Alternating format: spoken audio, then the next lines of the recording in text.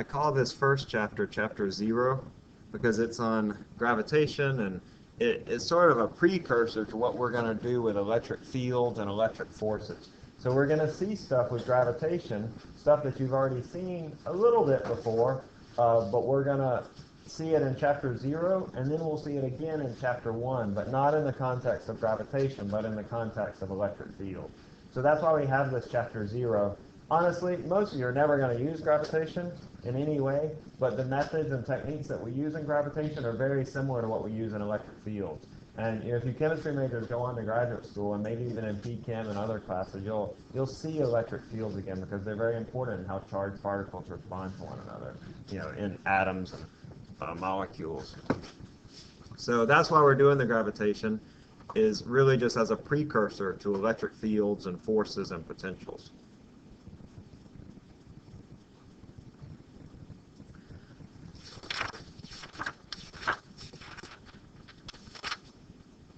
All right, so this is kind of a short chapter. There are some homework questions for this, and I recommend that you work through that homework, and we'll work through some similar problems as well. When Isaac Newton was 23, he showed that the force that causes the moon to be attracted to the Earth, that's the same as, something that falls, the proverbial apple falling to the ground.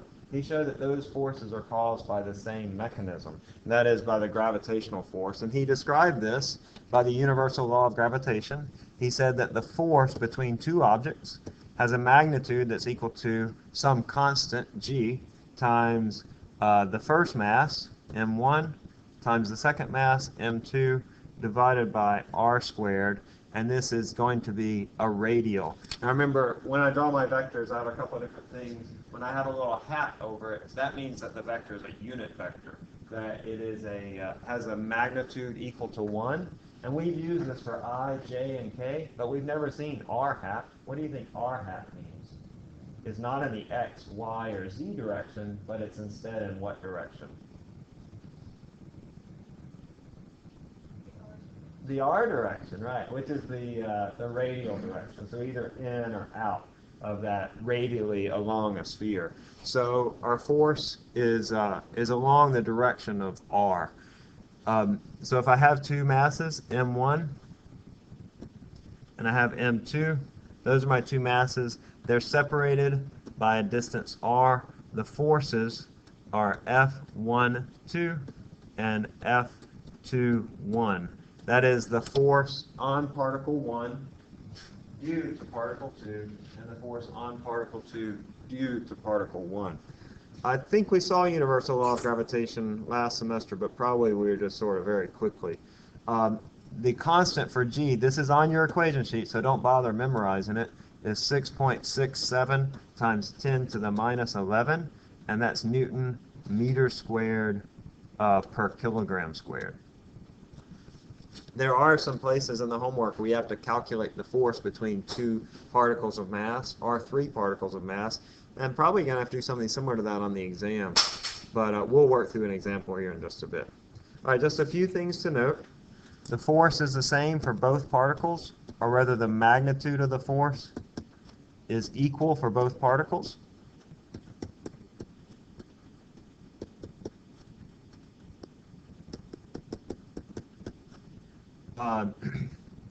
The force is proportional to mass. That is, if I increase one of the masses by a certain amount, the force is going to increase by the same amount. So for example, if m1 goes up, then F will also go up. And if m1 goes up by a factor of 2, then F is going to go up by a factor of 2. I have this linear dependence on the force and the mass. If m gets bigger, the force gets bigger. F is inversely proportional to r. Actually, it's r squared. So I have this inverse proportionality in the inverse square law, this is called.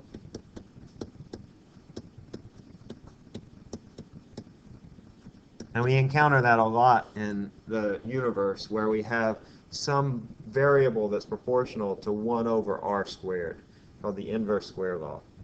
And this law applies to particles.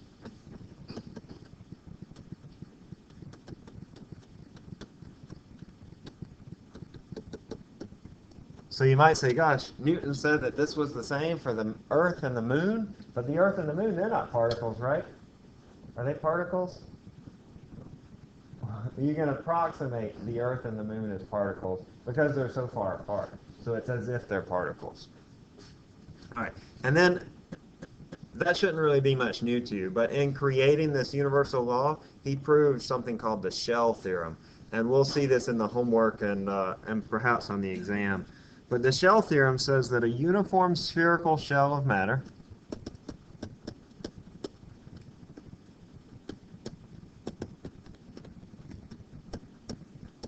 attracts a particle that is outside the shell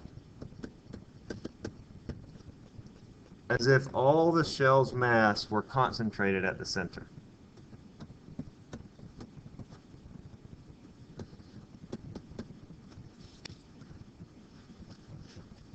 So let's say that we have two particles, M1, M2. They have certain forces. Let's say that we still have M2, but now M1, instead of being a point mass, is going to be a shell. So I have a shell, you know, like a basketball or something that's hollow in the center. This still is M1, but my force is still the same. So F1, F2, those forces are going to be the same. If I have a shell of matter, it acts the same to a point mass that's outside that shell of matter that's going to be as if the shell was a point source. All right? That might not seem important to you, but it becomes important. He showed this, that is, Newton showed this by integrating a shell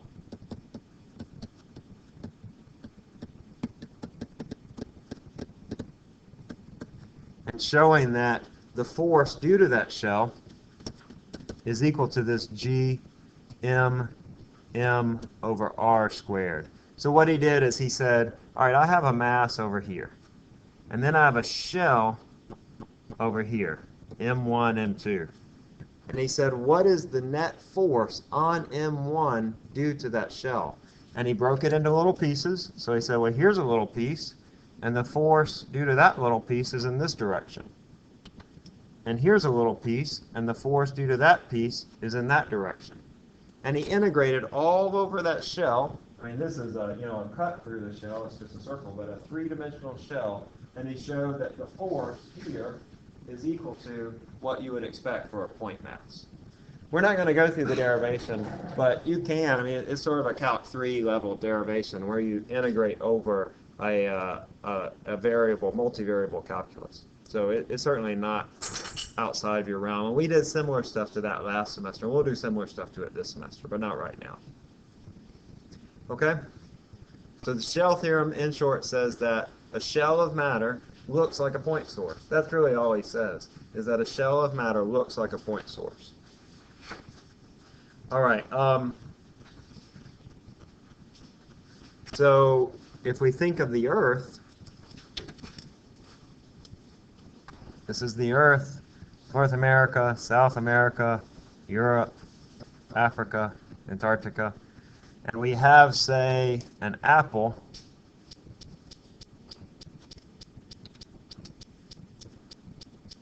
on top of the Earth.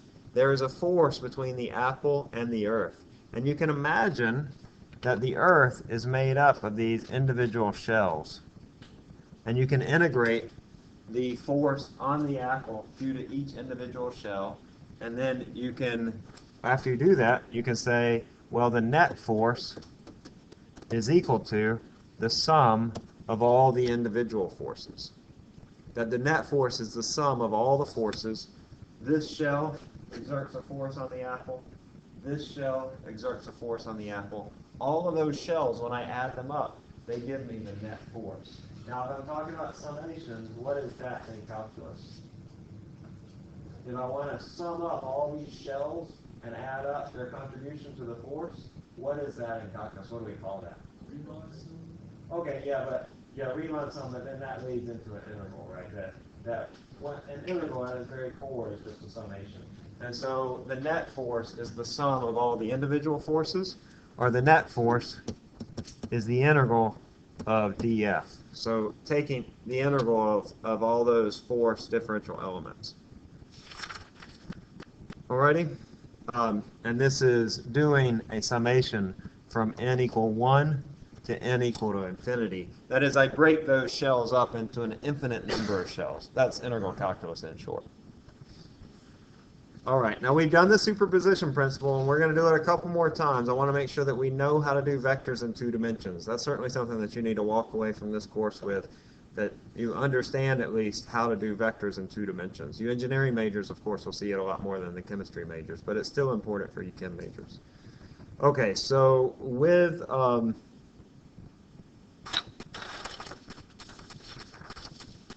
multiple point masses,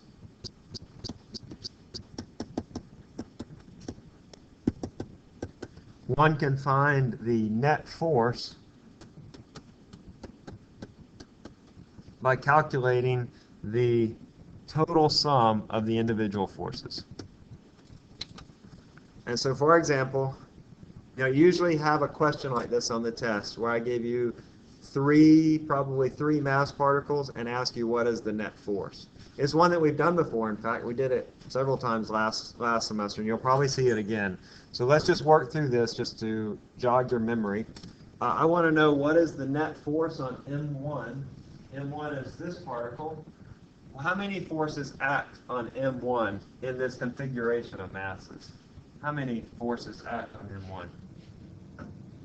There are 2 forces, right? One of the forces in which direction? Okay, one is in this direction towards M3, and then the other is what? It's up. So the first thing you want to do when I encounter this problem is just to draw my force vectors. I'll draw my coordinate system here, and then draw my force vectors. I have the force on particle 1 due to particle 2, and the force on particle 1 due to particle 3. I need to calculate the magnitude of those individual forces. So F12 is G M1 M2 divided by the distance between them, which was A squared. A is equal to 0.02 meters. Remember, 2 centimeters, I moved that decimal place over 2 times to get me to 0.02 meters. And I'm not going to go through the calculation, but I'll give you the result. F12 is equal to 4 times 10 to the minus 6. And then if I do the same for F13, well, what do you think the force is going to be for F13? Is it going to be a bigger force or a smaller force? It's going to be a smaller force. Now notice that M2 and M3, they have the same masses. So the only difference between them is with separation. So what is going to be, knowing what F12 is, what is F13 going to be? What is F13? Let's do it as a clicker question. Is F13 going to be A, 4 times 10 to the minus 6? Is it going to be B, 2 times 10 to the minus 6? C, 1 times 10 to the minus 6? D, 8 times 10 to the minus 6? Or E, 16 times 10 to the minus 6? All right, which of those is it? What is going to be... Oh, we're on frequency AA, guys. I'll always use that frequency. What is going to be F13?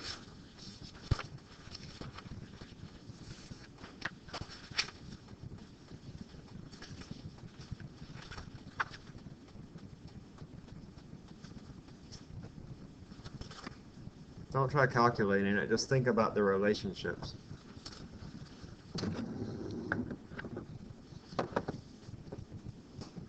All right, I'll stop at 33. 33.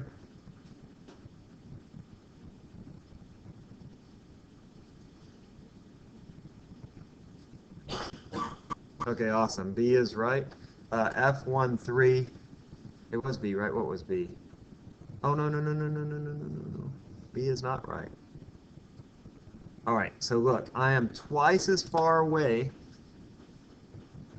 distance between M1 and M3 is twice as far as the distance between M1 and M2. What happens to the force if you double the distance? What happens to the force? It gets smaller, but by how much? If I double this value A, what happens to the force? It gets smaller by a factor of 4. So this force was 4 times 10 to the minus 6. So the right answer should be what? Should be C, right? On exams, often I'll try to have little shortcuts like that that will keep you from having to do the calculations outright. So the answer here, good job, person, is 1. Y'all okay this morning? Okay. Are y'all with me on this, okay? Following these vectors, you remember vectors from last semester? Okay. All right, so F13, if I double A, it's going to be 1 times 10 to the minus 6 newtons. Okay? All right, so then I have the magnitudes of those vectors. I like to draw them as a triangle. So I have F13, F12. The magnitude, F total, is this. And so to find that, the magnitude of F, I do the Pythagorean theorem. 4 times 10 to the minus 6 squared plus 1 times 10 to the minus 6 squared, and that's equal to 4.1 times 10 to the minus 6 newtons. And then I also want to know the angle. I can find this angle, theta, is going to be, recall, inverse tan. Is it x over y or y over x? It is. SOHCAHTOA, opposite over adjacent, that's y over x. Opposite over adjacent, that's the y over the x. So that is going to be F12 over F13. And that works out to be 76 degrees from the positive x-axis, or excuse me, from the negative x-axis. Or another way that you might say that is 104 degrees from positive x-axis. Look, I have 2 different measurements for this. My final vector lays somewhere right here. This angle is 76. This angle is 104. Either of those would be correct. Okay? I know that was fast, but we've done vectors a lot. And in fact, we're going to do it one more time in the next chapter, and you have it in your homework. But I'm pretty certain you're going to have a 2D vector problem on exam 1. Okay? So be ready for that. Hopefully that should be not a gimme, but hopefully it's something that's fresh in your mind, or that at least you can, recover pretty easily. Alrighty, y'all okay with that? All right. All right, let's look at the gravitation near the Earth's surface. So if I imagine the Earth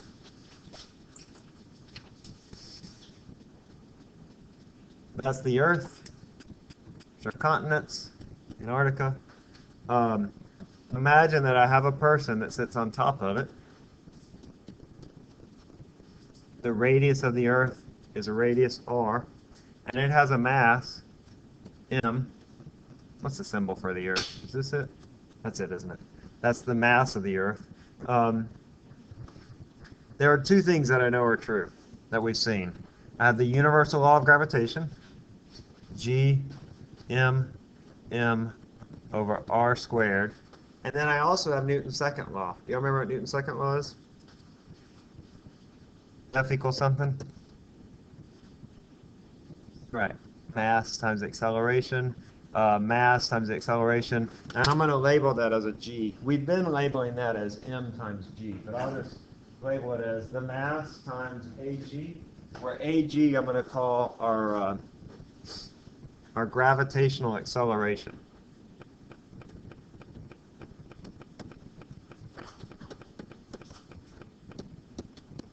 I know both of those things are true, that the force on this person who has a mass little m is equal to this, and it's also equal to this.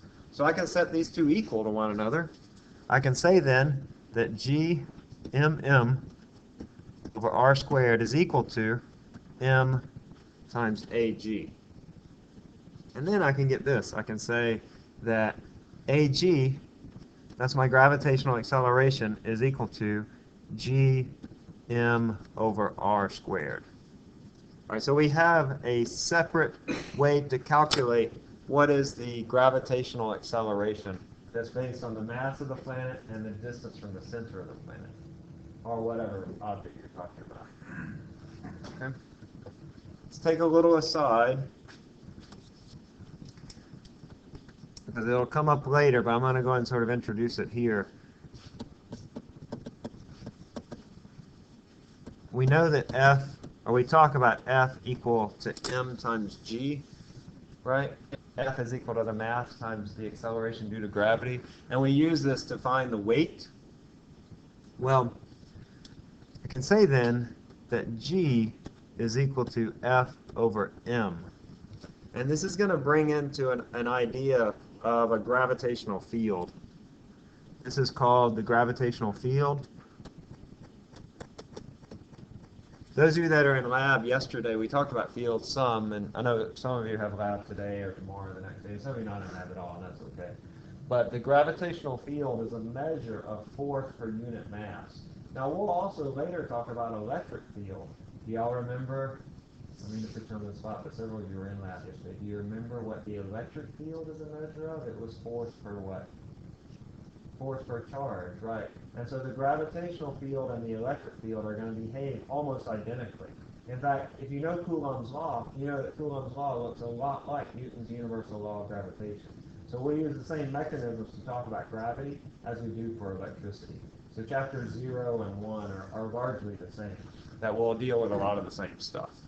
But our gravitational field is a measure of force per mass, whereas our electric field, which we'll call E, is a measure of force per charge. But they're very, very similar. So I want you to sort of in your minds to begin to mesh together gravitational field and electric field. Because like I said, we'll deal with them in similar ways. In fact, you can mesh together electric forces and gravitational forces too, because we'll deal with them in very similar ways as well. Even though they have a different mechanism. Or a different, yeah, they exist for different reasons, but they act very much the same. Because they're spherically symmetric is the reason. Okay, sort of throwing a lot of new stuff at you. How are we feeling? Some of it's new and some of it's old, but feeling okay with this? Sort of, kind of? You're going to need to practice some of these. Like I said, you're going to see vectors on the test, so make sure that you know vectors. Some of you have mastered that, and some of you need to go back and revisit those vectors. There's some homework problems. We'll have some homework problems in the next chapter, too. Okay, so far we've assumed that G and AG to be identical. Now, AG is the gravitational acceleration. We're going to call G the free fall acceleration.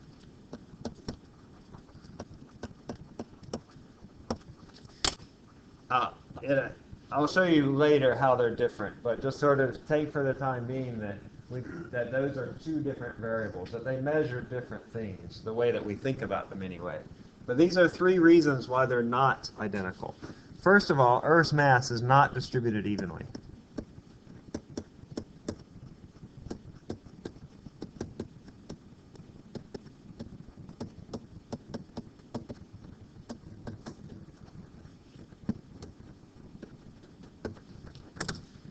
If you look at the Earth, there's all sorts of different things. We have a lot of water in some places. We have mountains in other places.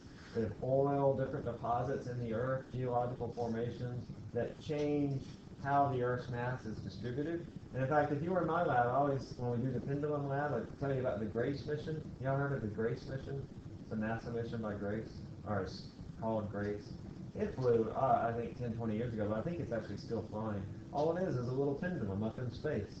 It goes around the Earth, and they constantly measure the force due to gravity, because or the acceleration due to gravity, because as you know, the period of a pendulum is dependent upon the acceleration due to gravity. You don't know that? 2 pi square root of what, like m over L over G or something, I forget. But anyway, the period of a pendulum is dependent upon the acceleration due to gravity. So they have this thing that goes around the Earth, constantly measuring the acceleration due to gravity, and they do that so that they can look for different deposits. They can look for water tables, they can look for oil, they can look for different geological formations inside the surface of the Earth that you wouldn't be able to see otherwise. So the Earth is just, the mass is not distributed evenly. Another thing that makes these different is the Earth is not a sphere.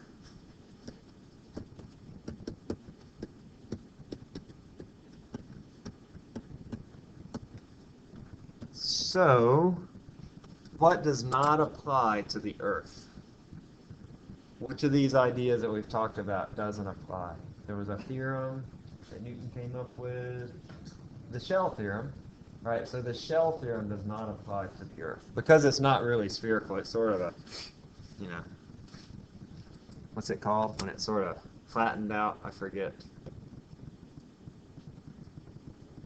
I don't know. It's not. Well, it's sort of like an oval, but it's in 3 dimensions, like an oblate sphere, I think. I forget. So Shell theorem doesn't apply. That only applies in spherically symmetric situations.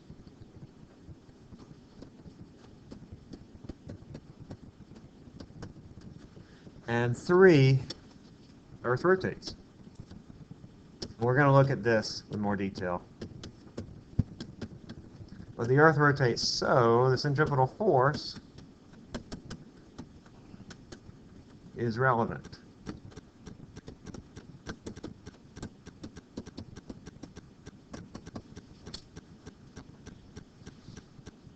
Think in your mind, what is a centripetal force? Centripetal force is a force that does what? What does a centripetal force do? I always forget. Y'all remember?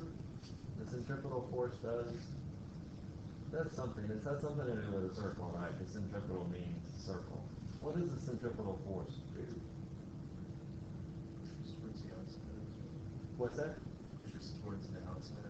You think that, right? Like, that's what we call the centripetal force, right? That pushes you, like you're riding that thing that spins you around, it pushes you to the outside. That's actually an imaginary force that doesn't exist, but it feels like it's at work, the centripetal force. That's why it's in that Faith Hill song, right? Because it's centrifugal motion. Wasn't that her point? That does, what is it, this kiss, like it doesn't actually exist, or it's imaginary? Y'all know this song? Yeah. Was that her point? Oh, no, we should, I don't know. Anyway, that's close. What does the centripetal force do? It pulls inward. It causes you to go into a circular path. So like on the thing that spins around, it's the force of the wall against your back. It pushes you into the circular path. So we're rotating. We're going in a circular path because the Earth rotates. What is the centripetal force that holds us in this circular path? It's the gravitational force, right. So the gravitational force is related to the centripetal force. We can think about the planet. This is the planet. This is going to be the North Pole. And I'm going to have a guy at the equator. This is the equator. So it's like you're looking down upon the Earth, and that guy is sitting on the equator, and it's rotating at a certain angular speed, omega, in that direction, and it has a radius, r. Now, if I look at that guy, actually I'm just going to draw him as a block. If I look at that guy, he has several forces on him.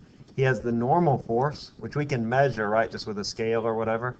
And then he also has the mass times our gravitational acceleration.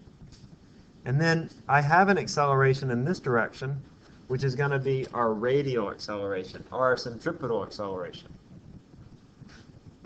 All right, so I can apply Newton's second law, sum of the forces equals ma, and it's going to look like this. I have Fn minus mag equals to the mass times the acceleration, which is in the negative direction, omega squared r. Okay, drawing back from last semester, this omega squared r, this is our centripetal acceleration. You could also write it as v squared over r, but since we know omega for the Earth, you know, it goes one full revolution in 24 hours. Since we know omega for the Earth, I'm going to write it as omega squared r. Nothing new here. This is our centripetal acceleration. All right, don't freak out too much. We're going to be okay. I know some of this has been a while since we've covered it. So, I can solve this for G, and I'll find, or I can say first of all that my normal force is equal to m times G.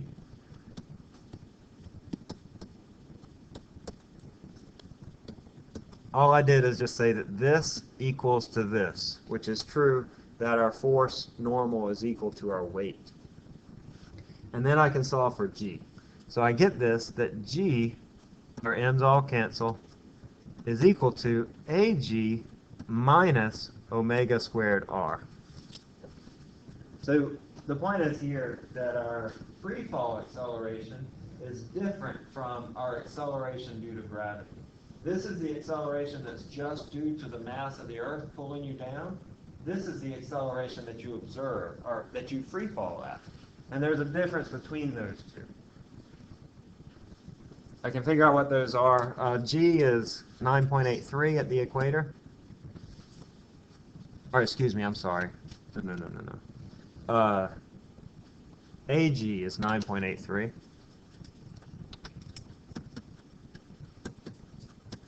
That's just doing AG equals GM over R squared. And I get 9.83 meters per second squared. How would I find omega of the Earth? What is omega of the Earth for a guy at the equator? Any idea? Well, how long does it take for the Earth to go around? 24 hours. And how many radians does it go through in 24 hours? 2 pi, right? So I just say 2 pi divided by 24.